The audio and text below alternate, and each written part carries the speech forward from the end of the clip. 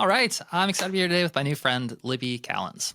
Libby has over 8 years in artist development, marketing, and partnerships. She has helped build campaigns for both emerging and established artists. But very importantly, she's also come from a musical background herself. So she understands what it means to be an artist, and she's worked on the industry side of it as well. And she works at 444 Sounds, which helps artists to connect with their communities, grow a fan base, and monetize their music successfully. So excited to have her on the podcast today to talk a little bit about what are some of the unique opportunities that you as an independent artist can use today to build a community.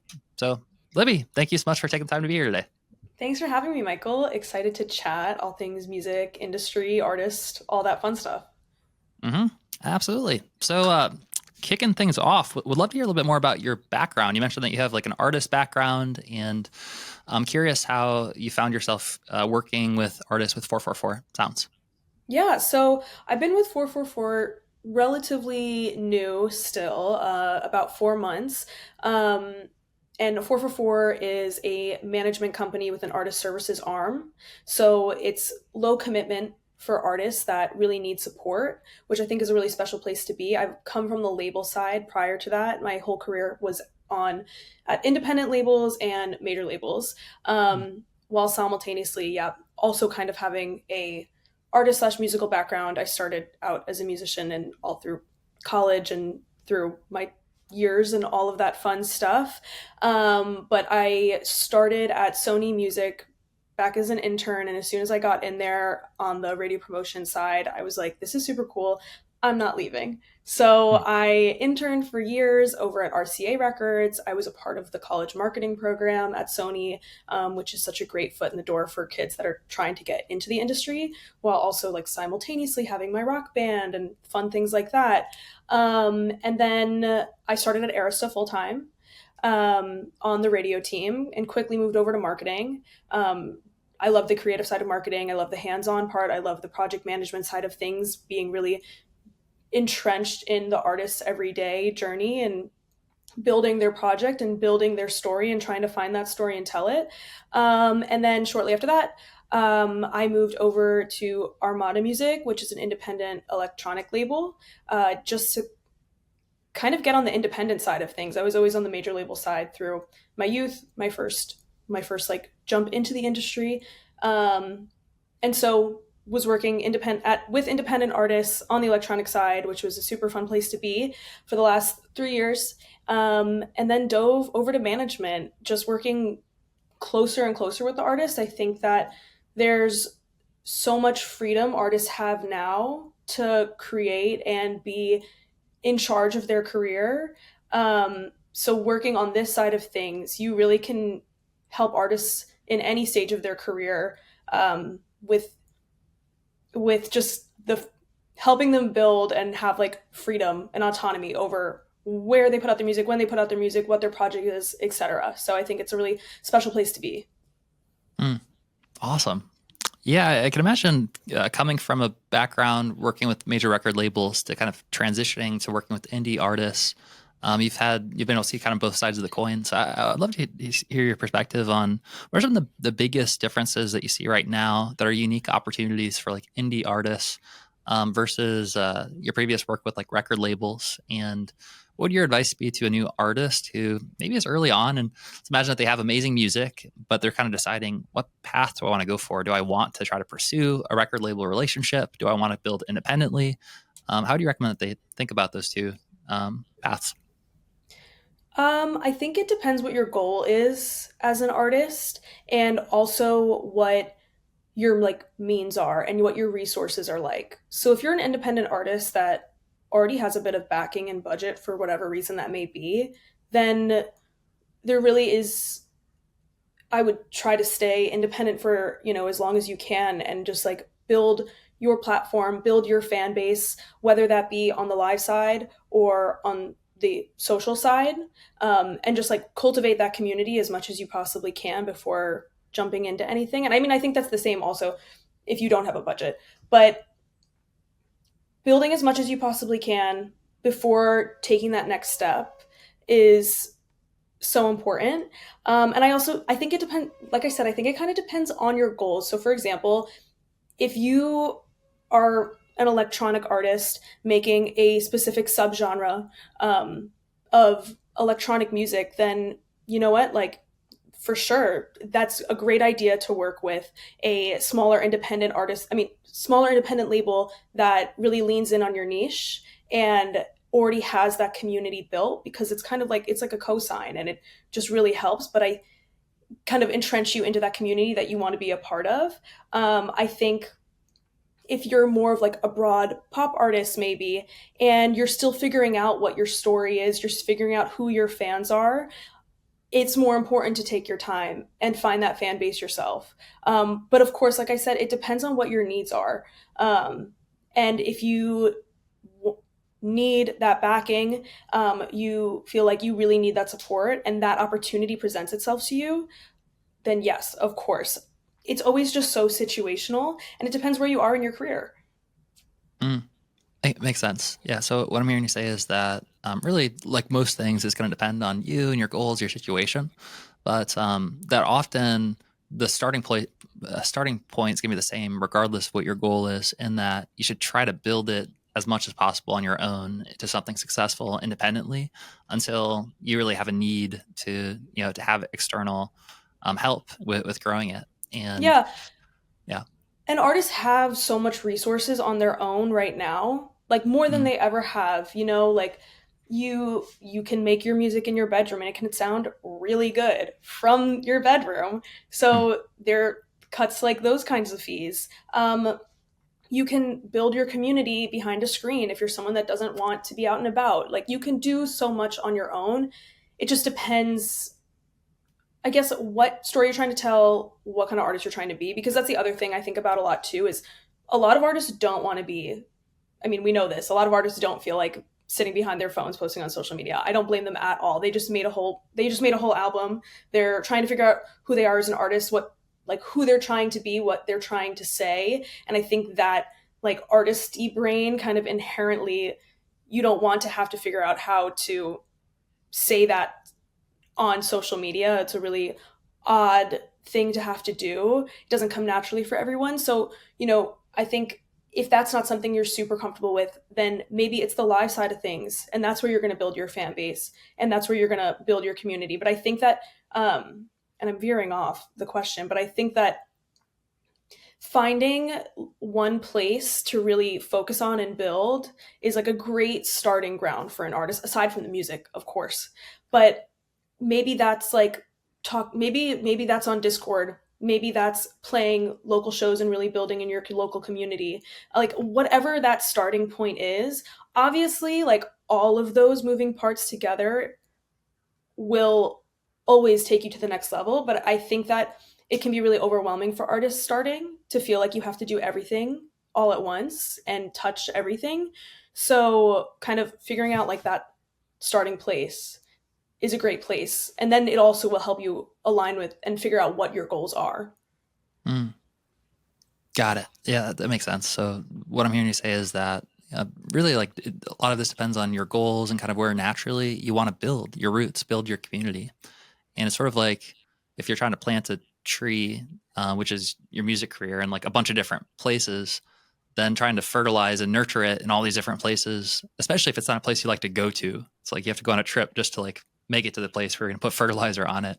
Instead, kind of think through where do you actually naturally find yourself spending your space and time and start building a community and building your roots, whether that's live or in a particular platform, using that as a way to focus so you can have those relationships when you first get started.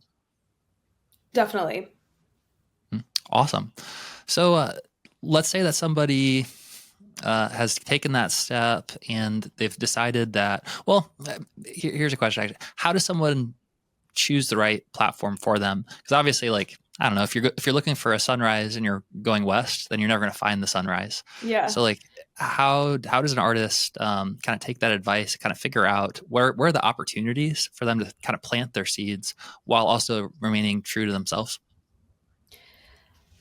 I think it's a lot of trial and error. I think it's about not being afraid to start on a new platform and be okay with starting from scratch and starting from zero. Mm. Um, to kind of A B test. Also, it's seeing, yeah, so trying that and then also kind of seeing where your fans connect the most. So maybe you are posting all over Instagram and TikTok, but you're just seeing most connection on TikTok. Okay, lean into TikTok. What more can we do on TikTok? Should you be going live on TikTok? Should we be doing like giveaways? We should be leaning into that platform if that's like what where it's naturally connecting. So kind of see where things connect the most. I also think, for example, like m- some of the older artists I've noticed, like they're more comfortable on Instagram than TikTok. Totally cool. If you want to put more energy into that, let's put more energy into that. I think like that's one thing is that alleviates the pressure is not feeling like you have to go super hard on every single one. Of course that is ideal, but I just think there's so much pressure on artists, so it's like really leaning into what works for you best. Or for example, we work with this awesome band called Empire Fall, and a lot of their fan base really like hangs out on Discord, and like there'll be a lot of fan discourse on Discord, and that's where they can kind of like build the community. And so because the fans naturally are chatting on there, the artist will just really lean in on that platform, and that's where we'll do things like Q&As. That's where we'll do things like sharing links early and really like pushing the conversation because it naturally is just building in that platform. And I think all platforms have really good integrations of community building centers, like Instagram like broadcasts, Discord, etc. So there's ways to kind of like lean into the communities on each one, whatever works best for you. Maybe it's YouTube. Also, there's ways to kind of like build out those kinds of conversations. So it's just kind of trial and error. And so if it's short form content, you like doing that, cool. Like let's lean into that short form stuff. If you are a super visually artistic artist and what's meaningful to you is doing music videos that kind of tie into each song ties to the next, etc., like let's lean into YouTube because that's where you're already focused on. So I think it's a ton of trial and error, and you kind of find what you're comfortable with. And also I think about what, if you're an artist, think about what platform you like to use already, like where, not even, maybe not even posting, but like where do you go to be online? Then that's probably where you should kind of like kickstart things and really lean into because you're already comfortable there, you already understand kind of how it works in some capacity if you're already a user. Mm. Super helpful. Cool. So, I mean, one thing I want to just kind of throw throw the hat in the ring is we have a software as a service called Street Team that we released recently. That's essentially like a community builder, and the elevator pitch for it is that it's sort of like if Discord and Facebook groups and Patreon had a baby, but instead of Mark Zuckerberg owning the baby, you own the fan relationships, you own the data. So for anyone that's looking to like build a platform, it's free to use. You can find it at streetteam.fm. But what I'm hearing you say is that ultimately it depends a lot on what you feel already comfortable with or you're familiar with, where are you going to, and that you'd recommend trial and error. That sometimes it's hard to know until you actually go and you try these different platforms and see what's resonating and what's working. So that analogy of like kind of planting a seed, sort of like you scatter out the seeds in different places. And then if you notice, oh, wow, like the tree is really sprouting over here in this place, then Mm-hmm. okay, that's a good sign to like go spend more time fertilizing that and to engage more there. And also another thing is like don't be too precious. I think once again, as artists, you want everything you put out to be very representative of you. You want it to be perfect. You're probably a perfectionist in some capacity.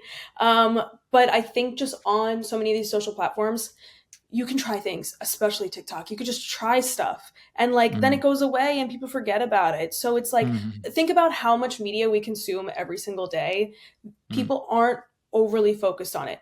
That said, I get it, like when you're at a certain level in your career and everything is super mega curated, but I'm talking about developing artists that are really just kind of like starting things out, just try stuff. And then also you maybe something that you didn't expect to work will work, and maybe it's something that is very more authentic to you, because I also think that when you're applying so much pressure on yourself to have perfect polished content and everything being so streamlined, a lot of times like it lacks that authenticity, and authenticity is really what breaks through the noise, because music itself, I would hope like the music that you're making is authentic to you. So who you're trying to showcase and what you're trying to portray should also feel authentic.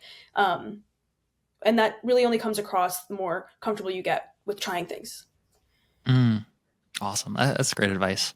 Yeah, it is kind of funny how much we pay attention to, or kind of like overthink, especially early on, like how many people are going to care when people just like no one like really cares yet, and you're just starting out, and that's like the perfect time to explore.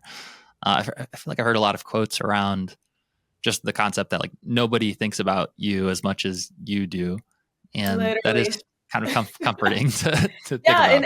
in every way. It's true. Mm-hmm. 100%. Okay, cool. So let's imagine that an artist is here right now and they've started to do kind of this experimentation, and they are doing their best to not be perfectionists, and they're just like putting out content, and they're starting to see that there are a few platforms where it seems like, oh, like there's little sprouts happening and they're growing. Curious what you'd recommend for helping artists to develop deeper relationships with the fans that they're starting to connect with on those platforms. How do they turn someone from like a new listener and someone that is initially like engaged to actually more of like a supporter and more of a dedicated fan and a real relationship? I think it's about making them feel included in their creative process. Mm, So maybe that looks like, for example, on Instagram, like making a broadcast channel and sending demos through to those special fans that are tuning in. Maybe it's sending a couple pieces of artwork saying, "Help me select like my next cover art. I just did this shoot. Which one do you like better?" And just making them feel like they're really involved in the process, making them feel like they're the first to know. Maybe you're going on tour, it hasn't been announced yet, but you're letting them know first. So it's building those communities. Also, of course, like email lists, SMS, things like that, where they can just be the first to know everything, and they're just kind of included in that process. I think, especially for independent artists, that's like, and smaller artists, that's like a great way to do it. Um, yeah, having them mm, just be as involved as they can be, and also like listening, kind of like listening to what they like. So maybe you posted a cover of a song and it performed super well, and people are commenting, "Oh, you should cover this next."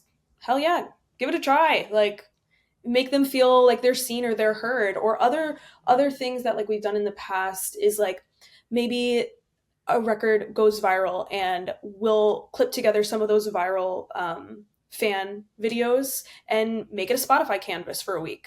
So the fans feel super seen and they get to be a part of that song. Just like finding special ways for them to be included. mm.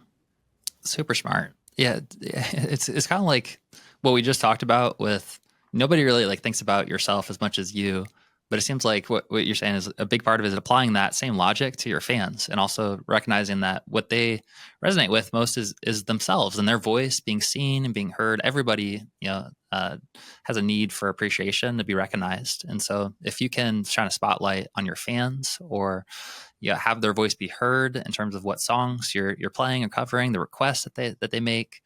That's going to be a helpful practice to nurture those relationships, is by actually making it more about them, and building that relationship so that you're co-creating together. Yeah, just making them always feel included. I worked with a really cool alt pop artist a few years ago, Upsal, and she was great at fan interactions. So, and this is also like, it just depends what you're comfortable with as an artist. But I remember when she was on tour in different major cities, she would select one fan. And I don't remember exactly the logistics of how we went about it, how we would select the fan, but she would select one fan in her tour cities and hand deliver them merch day of show. Like we would Wow. get their house address and she would go, and it was like, I'm sure a little awkward for her, I can imagine, but it was so special for the fans, and the fans knew that that was something that like they could be a part of, so it incentivized more of them to enter. And I'm sure there was a tie-in with like a pre-save. So for example, like if you enter this contest, you have to enter by pre-saving, and then it builds the pre-saves on her project, etc. Mm, But little things, that was actually like a pretty wild thing for her to do, but it was awesome and super cool mm, for the fans. And another example with that is doing like, if you're going to have a release party around your project, or you're going to have a show when your single drops, give a couple free tickets to your fans that pre-save, things like that. The ones, and maybe you only have 5 super fans, but those super fans are dedicated and they should get those perks. And then they'll Hmm. tell their friends and how special it was and how awesome it was, and then they'll tell their friends and etc. And the ripple effect. Mm, awesome. So just to reiterate that part, you said that she basically did a contest or giveaway where people could enter, and then she would actually go to their house and hand deliver It was free piece of merch. merchandise. Yeah. Wow, that's so In cool. in like the tour cities. Yeah. It was a really Hmm. cool incentive. And it was Hmm. cool how comfy she was with the fans, and just like it really built helped build like dedicated loyal fans. Hmm. Yeah, I mean, if you have that experience where like you enter this thing and one of like an artist that you've either even if you're like a relatively new fan, but you've been listening to the music and you like it, and then they come to your house and like hand deliver you a T-shirt, Insane. that's very cool. Like you're definitely gonna remember that artist, and when you're Yeah. thinking about all of your musical relationships, that's cool. Okay, so in general, one strategy that you found that's really helpful is doing giveaways or incentives or doing things where you just reward and you honor your fans who deserve who deserve to be recognized. And so doing things like giving out merch bundles, having people sign up for a contest, these are ways to gain an email list as well as provide value to the fans, and there is a ripple effect where people like refer other fans as well. Curious if you have any recommendations around. I mean, it seems like one of the core mechanics of virality and just like music, growing in general is like word of mouth connections and referrals and people sharing it with other people. I'm curious if you have any other strategies or tactics or things that you see working really well right now in terms of helping to spread the word organically through word of mouth. Through word of mouth. So, well, I think that there's ways of spreading the word that maybe aren't as organic, that we definitely like are a part of. Like there's so many different kinds of campaigns you can do digitally. I think like there's like fan pages are huge right now, and I think that they really help spread the word. And I think like user generated content campaigns, they really help spread the word, where it's just like seeding out as, and this kind of comes more towards like bigger artists that already have a following, but like seeding out information that fans haven't heard of yet, or just seeding out the music to as many different corners as you possibly can, with campaigns like that. But I think like that's more on the paid side. But I think that that kind of stuff makes a big difference because it also takes the weight off of the artists to constantly be updating their fans and constantly be posting. And then, but I think like on the word of mouth side, I mean, this is just more like a fun thing of it all. I think like getting entrenched in a culture is so important. I think it also depends like what everything depends on depends whatever. But so for example, I'm going to like talk about electronic a little bit. I think that there's so many corners of community in the electronic community, and I'm sure that is in any space. But like over, since 2021, whenever people kind of were back outside and the influx of pop-ups started happening, it created such a community and it created word of mouth, because if maybe you're not the main artist on the pop-up, and maybe you're opening for that pop-up and you now have a tie to that artist, just like what you would if you're going on tour. But it's like a intimate, if you know you know kind of thing, so you feel like you're the first to know. Once again, like making people feel like they're the first to something is so valuable, because everyone Mm. wants to be the first to something, to be like show their friends, oh, I just found this artist, like I'm the first, that kind of thing. But so I think like that has been such a cool tool for word of mouth essentially, just because the impersonness like has made in person is so important if you're an artist that's capable of that. And I think like in the electronic scene we've seen it so much with just so many pop-ups happening and so many like parties happening and community building, via that, and artists just being involved. And maybe you're not even playing, maybe you're just like alongside the artist, but then when that artist photo or that like mix is posted on socials after, oh, who's like that guy standing next to the DJ, like he's involved, he's a DJ too. And it's just kind of like who's in your circle kind of thing, Mm. helps further build that out, and it also makes people feel like they're involved because they know, oh, like that person's friends with this DJ. I saw him when he was DJing and he was standing beside him, like, oh, now I'm a fan of, like, I'm listening to his music. Oh, like, I found this first. It's the found first kind of fallacy again. Hmm. So I think that's like one fun angle. I love the in person of it all. Mm. Awesome. Yeah, and there's a lot of good lessons in there. So, I mean, a couple of things that I'm hearing you say are one, just being able to lean into the angle of your fans as the first people that discovered it is just a healthy thing in general that tends to give people status. And so, if you can kind of talk about how grateful you are that you're like the first person and that they're some of the first like initial founding members, that's going to resonate with the right fans who want to be sort of that early adopter.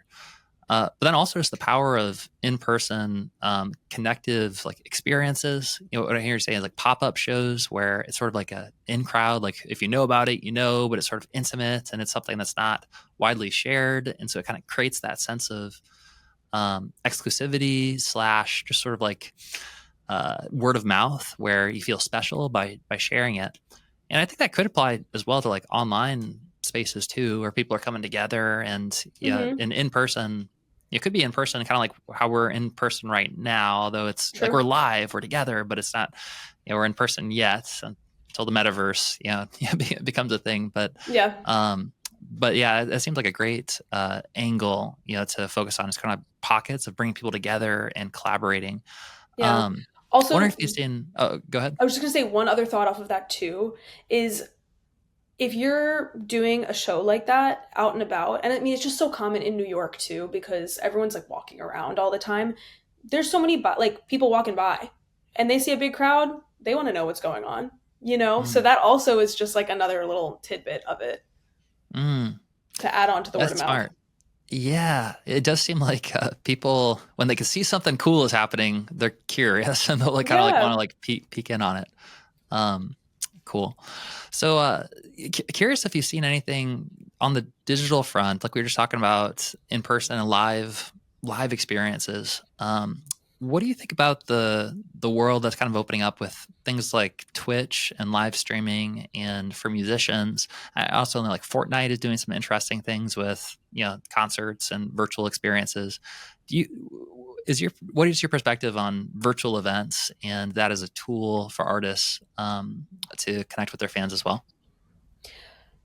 I think it's super useful if you also, as an artist, are into those platforms. So, yeah, I think it's super useful. But once again, like you have to also be like passionate about the platform. So, like, if you are a streamer yourself or like a gamer and you are active on Twitch as an artist, then like, yeah, let's do it. Like, that's probably where some of your community is.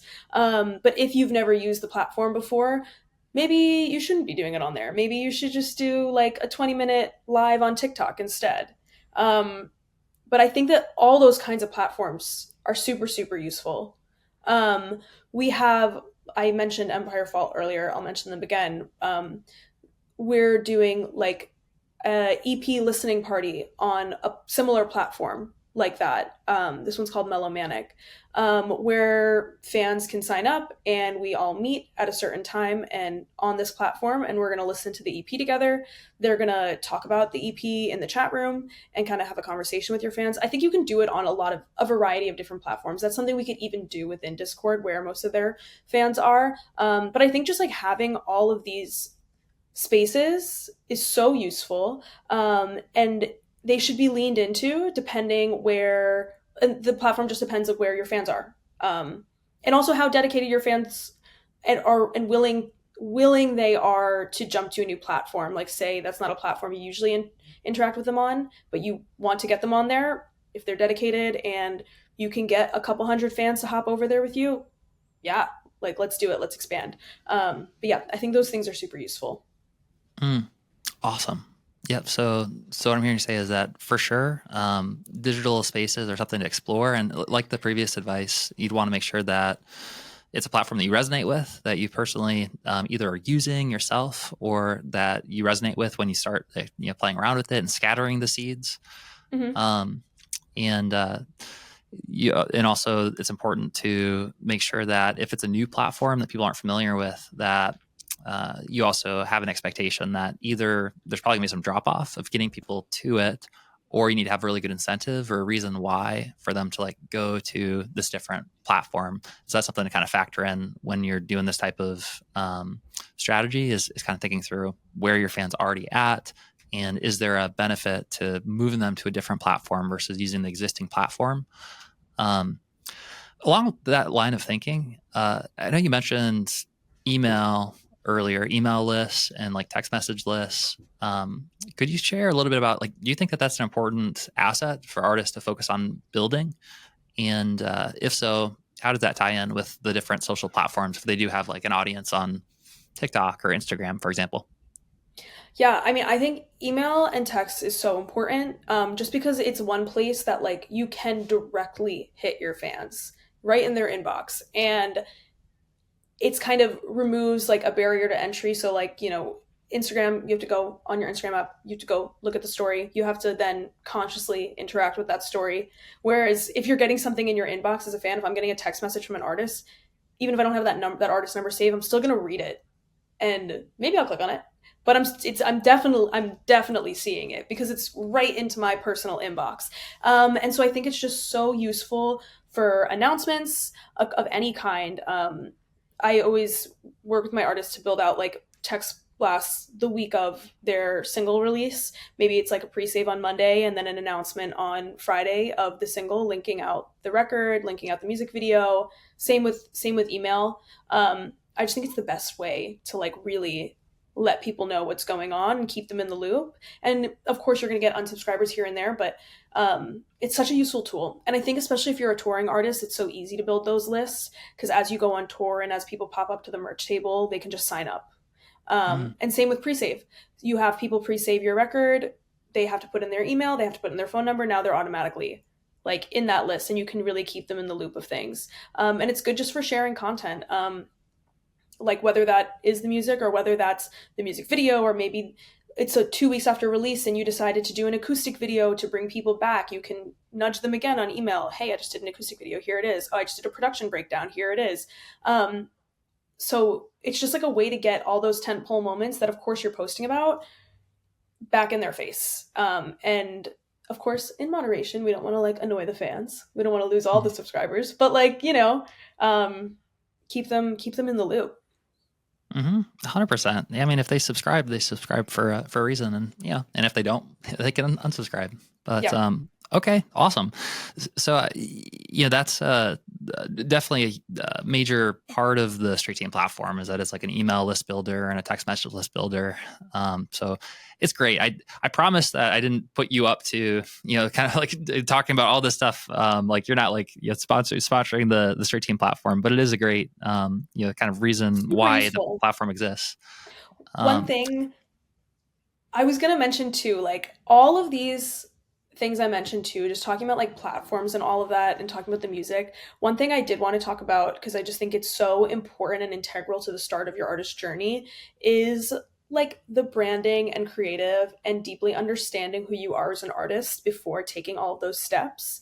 That doesn't omit what I've said about like trial and error on platforms. I still think that's super important, but I think when artists finish their project, they're just like ready to release. They just want to kind of get it out because it feels so true to them in that moment. And mm, like they want to honor that era of their writing. But I think it's so important for artists to take a beat, assess what story they're trying to tell, if they're trying to tell a story, what mm, message they're trying to get across, if they're trying to get a message across, and kind of get everything together in like a nice, pretty box before pressing start and mm, like going across all these platforms and like really really going um because like that creative side and like that, if you deeply understand what you're trying to say, then others will, but if you don't, then I think that's how things kind of get sporadic.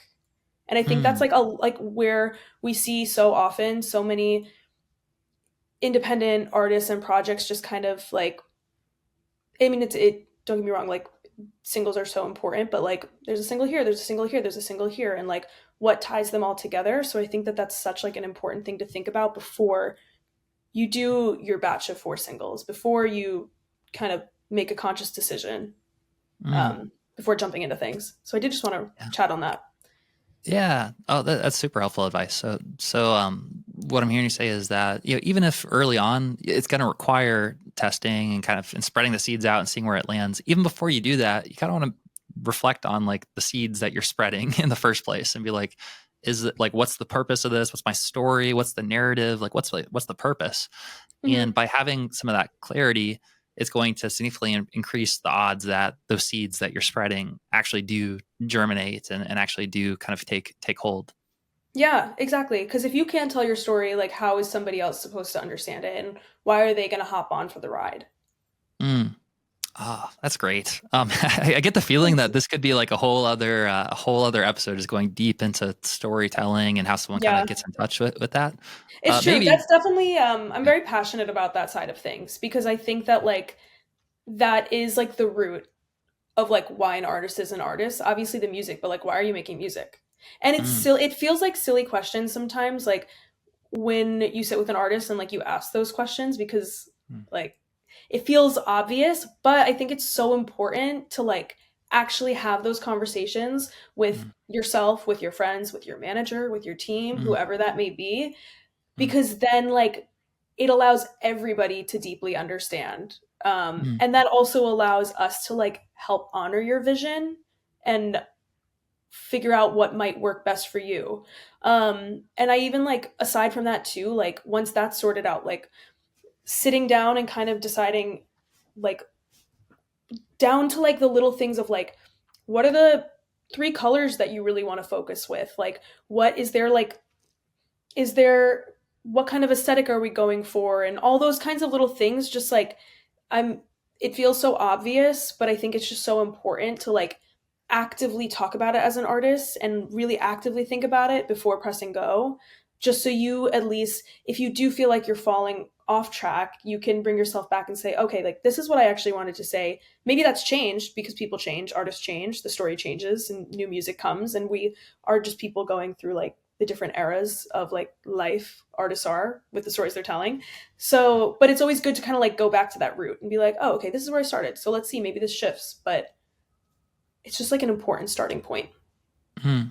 Yeah, that makes a lot of sense. I mean, it's probably the most important question or the most important thing in the first place, sort of like understanding like why it matters, like what's your purpose, what's your message, and yeah, I can definitely understand what you're saying in terms of figuring that out or sitting with that and reflecting on it, even if it's not perfect and you're discovering it. Like just Yeah, asking the question it's is, all an evolution. yeah. Yeah. Awesome. Well, Libby, this has been a lot of fun. I get the feeling that that last thread, we could like pull that and go down some like really interesting roads, but we'll save it for maybe a future conversation. For sure. Um, so thank you so much for taking the space to be on the podcast today and to share some of your insights and experience from your journey so far. And for any artist who is listening to this right now who would like to connect with you or the organization and explore working together, what's the best place for them to go to connect? Yeah, so if you are interested in 444 Sounds and the services we offer, I think we're 444sounds.com, or Instagram is just 444 Sounds, but it's spelled out with the letters. And then me personally, Libby.wave across socials, like .wav, like the file. Mm. Um, yeah, and always happy to chat music stuff, chat artist stuff. And all that fun stuff. This has been such a pleasure, Michael. Thank you. Absolutely. Yeah. Thanks for being here. And like always, we'll put all the links in the show notes for easy access and look forward to talking again sometime soon. Likewise. Yeah.